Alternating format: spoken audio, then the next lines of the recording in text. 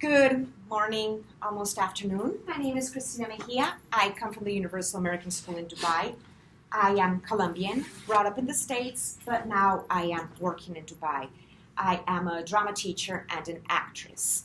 Today, I want to talk to you about the beauty of failure, educating children to dare to fail. This is a topic that is close to my heart, as I myself am a huge failure and have learned greatly from my failures.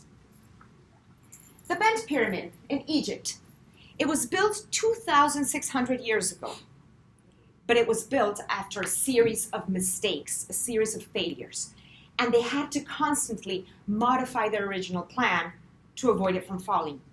4,600 years later, it's still standing. Confucius, 500 BC, is believed to have said, "Our greatest glory is not in never failing, but in rising every time we fall." Thomas Alva Edison, you all know his story. In 1879, he invented the light bulb, after again a series of mistakes. He tried with hair, he tried with bones, he failed many, many times until eventually it worked out. When he was asked how it had felt to have failed so many times, he answered, "I haven't failed. I've just found 10,000 ways that won't work." More recently, in 1933, as we heard Dr. Curtis speak about, John Dewey, the education reformist, talked about education and failure within education. He believed that failure was instructive. He said that the person who really thinks learns quite as much from his failures as from his successes. Now, 80 years after Dewey, 140 after Thomas Alva, 2,500 years after Confucius, 4,600 years after the Bent Pyramid.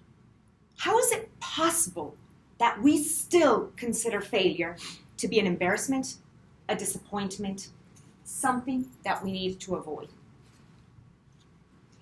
In 1785, Goya painted this. And the light doesn't let it show very clearly, but the little boy is getting whipped by his teacher. In English, this is called the school scene, but the original name in Spanish is la letra con sangre entra, which literally translates letters with blood enter, and sort of means that learning only happens through suffering and pain. This represents the punitive system of that time. It was a time in which failure was reprimanded. Schools and parents would shame children for failing. On the opposite side, we have what's happening today. So self-esteem and success are directly linked. We can't hurt the children's self-esteem. We have to ensure that they succeed, so we don't let them fail. We can't hurt their feelings because that will destroy them for life. Children are not allowed to fail. At school, we give them awards for sneezing. In competitions, we give them participation awards. My nephew, he was in a basketball competition. There were 5 teams. He got 5th place, and he got a medal for 5th place. He came home and threw the medal in the garbage because he said, "I lost, period. I didn't get 5th place, I lost." So what's the problem with telling children that they lost? It's part of the learning process, but no, we give them participation awards, we give them 5th prize out of 5. We are overpraising them, and we're not helping them with that. Adding to this problem is social media. I teach preteens. From ages 8 and 9, they already have Snapchat, they already have Instagram. And they are basing their success on the amount of followers and likes that they get for a random picture with their tongue out. Not even for any special achievement. And we as adults, I hope we know that many of our followers and our likes are not real, that they're created by a machine that actually boosts them so somebody else can get more. So these kids are basing their success on something that is not even real. Now, in light of this, how can we teach to fail? How can we balance the overpraising and the overpunitive? How can we teach children to deal with failure? So I researched about this, and I found 4 examples of schools or teachers that have used failure as part of their instruction. I found the Ivanhoe Girls Grammar School in Melbourne. In this school, they have a designed week in failure. So they start by sharing their failure stories and making it something comfortable that is not shameful to share. And then they give the girls an activity that is almost impossible to achieve. And they give them a week to practice, and then they have to do the activity in public and fail in public. And be okay with failing in public. The other example that I found was the Envision Education schools. These schools are designed, and their whole school philosophy revolves around Dewey's philosophy of failure in education. They believe that children and students need to be constantly receiving feedback, positive and negative feedback. One by itself does not work. It has to come both positive and negative feedback. Then they give the students the possibility to assess what went wrong, and then they give them the opportunity to repeat the task again to see if they could improve at it. Another example is Edward Berger. He's a professor of mathematics, a published scholar. He's even been invited to stand-up comedy because he's a comedian and talks freely about his topics. He believes math to be an art because he thinks that the creative component that is necessary for a problem solving is similar to art. In his classes, when he was teaching maths, he would give a grade for the quality of failure. Students were not allowed to immediately give the correct answer. They had to find several different ways in which it wouldn't work. And at the end of the course, they had to give themselves a number grade and a reflective grade in which they analyzed how they had dealt with the failure and how they had dealt with trying the different options. Jessica Harms is a drama teacher. She was producing 12 Angry Jurors with her students, but the students were not achieving the levels that she wanted or they wanted to achieve. They were afraid of failing because the biggest impediment to success is fear of failure. So they were afraid to fail, so she instructed them to fail. She told them, okay, let's rehearse today 12 Angry Jurors as if it were a Western. The next time, okay, now let's rehearse as if it were like a super melodramatic soap opera. And they did it completely wrong. It reduced the pressure that the students were feeling towards succeeding and doing it right. It was fun. It was creative. And at the end, when they did produce the show in the way it's supposed to be, they did it naturally and comfortably because they had already played with it several times on how it was not supposed to be done. So, this brings me to my research. I believe that failure needs to be intentionally taught. By doing so, with intentionally designed activities for failure, students will be able to take risks. They will be capable of assessing their own learning. They will be able to come up with strategies to achieve the goals, and they won't fear failing. So I developed my study. I provided these opportunities to fail. I guided their reflection on why it didn't work, and I also guided them in their strategies to make it work. I offered them the opportunities to try again and reassess and try again and reassess. I designed qualitative and quantitative studies based on surveys and interviews. Many of them were not formally recorded because many of them happened in the moment of class in conversations in which the children expressed something, and I couldn't say, wait, hold on, let me record what you're saying. It would cut the moment of what they were trying to explain, so I had to run after class to take notes of what they had said. What did I do specifically? I modified my teaching practice. So at the beginning of every single class, I brainstormed with students what they thought failure was. Then I had them research famous people throughout history that had failed. And they had a shared Google Doc in which they would all put in all the different people that they found, and we would talk about it in class, and they were surprised that Michael Jordan considered himself a failure, and they talked freely about this. Then I posted on Instagram because my school asks me to have an Instagram account. So I posted on my Instagram my own story of failure. And I told them how I felt, and I expressed how, when I was in school, the school teachers have told me that I was never going to be successful, that I should maybe find a craft or something that I would be good at. Now I have 2 masters and I'm speaking here. Anyway, then I invited other teachers to share their stories. It was odd that I only had 4 teachers sharing their stories.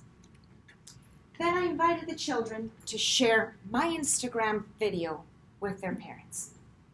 The results here were better than I expected. I was expecting parents to share something, to have some type of conversation with the children, but what the children reported back to me after these conversations was beautiful. And it's research, I shouldn't be using the word beautiful, but it was beautiful. The children reported that they had heard stories that they didn't know about. They reported feeling sad that their parents had gone through so much suffering in their lives. They also reported admiring the strength and the will that their parents had to overcome these difficulties. And some of them even mentioned how proud they felt of their parents for having done this. Now, I asked them to report back to me their own stories of failure. I encouraged them to take the risk and say it openly in front of the class. Some of them did, but I work with 10-year-olds to 14-year-olds. It's still difficult to do this in public. Others, I asked them, well, if you want, you can tell me privately. So they came to my office afterwards and shared it with me privately.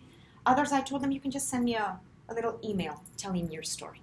It was wonderful reading many of their stories. And some of them, they still haven't come out of that moment of failure. So as a teacher, it gave me a space in which I could sit down and talk with them and help them understand how they could achieve a success in something that they were still feeling that they continued to fail.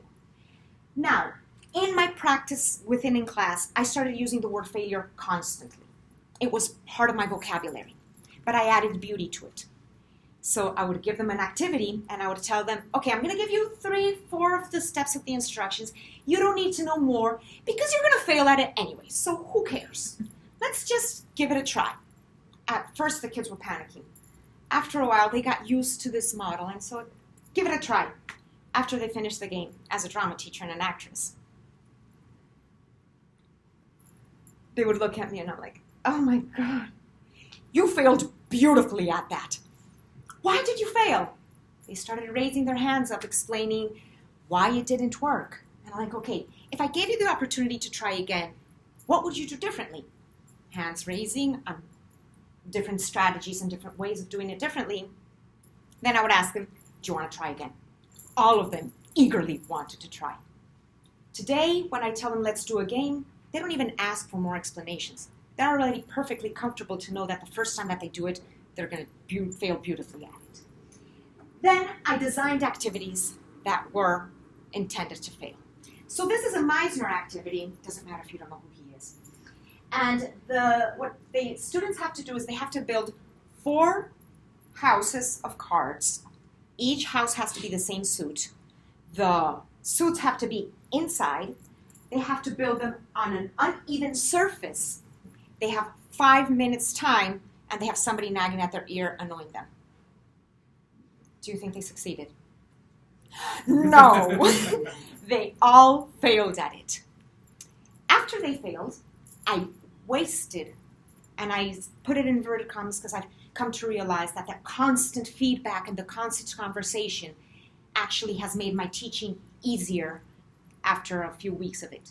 So I asked them, how did you feel? No, it was very frustrating. They kept on falling, and the AC kept on blowing, and she kept annoying me, and he kept on nagging me, and the cart pushed it, and it fell again. Okay, do you want to try again? Yeah, next class I'll do it again, please. And they would arrive to class, Miss, it's my turn. I want to try again. Sure, give it a go.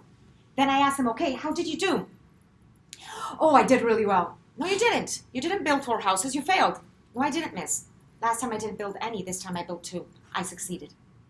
Oh, thank you. You're brainwashed by me. Thank you. So, of course, I didn't want to do a pre-survey because I felt that by doing a pre-survey, I would condition them to the answers and to what was happening. So instead, I chose to do a control group and a study group. The control group are children that have never been my students. The study group are the children that have been my students. When I asked them, is failure negative? 68% of the children that have never been in class with me responded yes. When I asked my students if failure was negative, 57% of them responded yes. It's still a large number, but I'll talk about that a little more in a moment. When I asked the control group what they felt about failure, these were some of their answers. I don't try. I prefer to be called lazy than stupid. This one, I really don't know what it means, but I had to put it because it sounded terrible. Worst of the worst being your worst. I'll give you a moment to read the other ones. Oh, this one, getting a grade below 7. 7 is the highest grade we have at school. And they feel they fail if they get less than a 7. When I asked my study group what they thought of failure, it can be an inspiration. You can get to learn about things you couldn't do in the past. If there's a way down, there's a way up.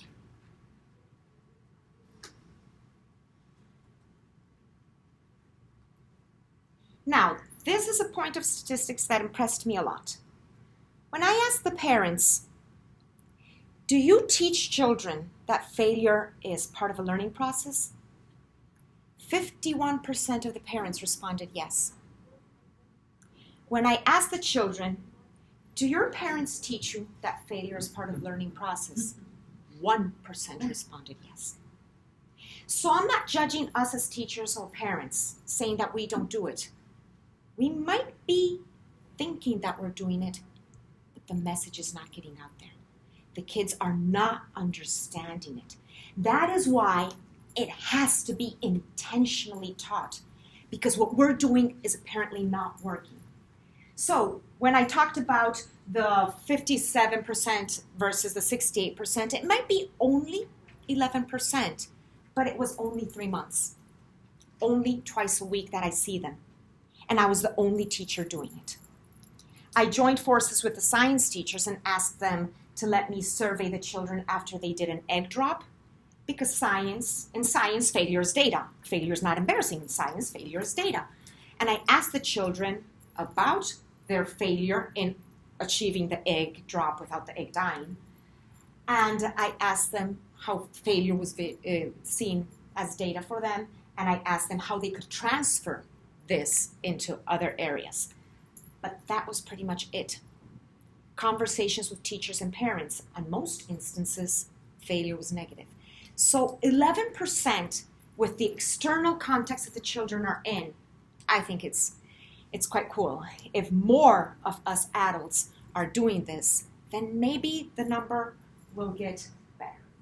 When I asked the students that were in my class, if outside of the school life, their idea of failure have changed because of what I have taught them, 66% of them responded yes. I even went to a water park with the students, and they were eager to try all the rides that they hadn't tried before, because I had taught them to take risks, and I had taught them to be more challenging and to try more. And they emailed me after the water park telling me that they had gone on those rides because of me. It might seem stupid, but it's actually just little examples to show how they can try to take more risks in more important areas of life. When I asked them if performing arts taught them how to fail, 70.5% of them responded yes. Now, this is a drawing, beautiful drawing, by one of my 6th graders. She's only been in class with me 3 weeks, and she's already been brainwashed. Because her little drawing is not just a beautiful drawing, but in her drawing, she gives me a quote: fall many times and learn from your own mistakes. I started a new school year. We've had school for 1 month. The 6th graders are new to all this. The 7th and 8th graders have already been in my lessons about failure. And I continue doing everything I did for my research. The change into what happened in my classes a year ago to what's happening now is impressive. I ask questions that they don't know, and most of them raise their hand, and when I say yes, answer, they're like, I'm not sure, but I want to give it a try. They don't care if their answer is wrong. They want to try. They want to participate. They want to engage. They are talking about failure positively. They're talking to their parents about failure. I hear them in the hallways talking about failure. I hear them in the parent-teacher conferences telling their parents, oh, Mom, I failed terribly at this test, but it doesn't matter because I'm learning and I'm better. Their vocabulary is starting to change with only 3 months plus 1 month and only me. Again, if more of us are doing it, what would be the impact? So I invite you today to fall forward. Fall forward. Sometimes it's the best way to figure out where to go. Never be discouraged. Never hold back. Give everything you've got. And when you fall throughout life, remember this. Fall forward. So today, I invite you to fail beautifully. I invite you to teach children to fail beautifully. But I also invite you to teach them to get up. Thank you.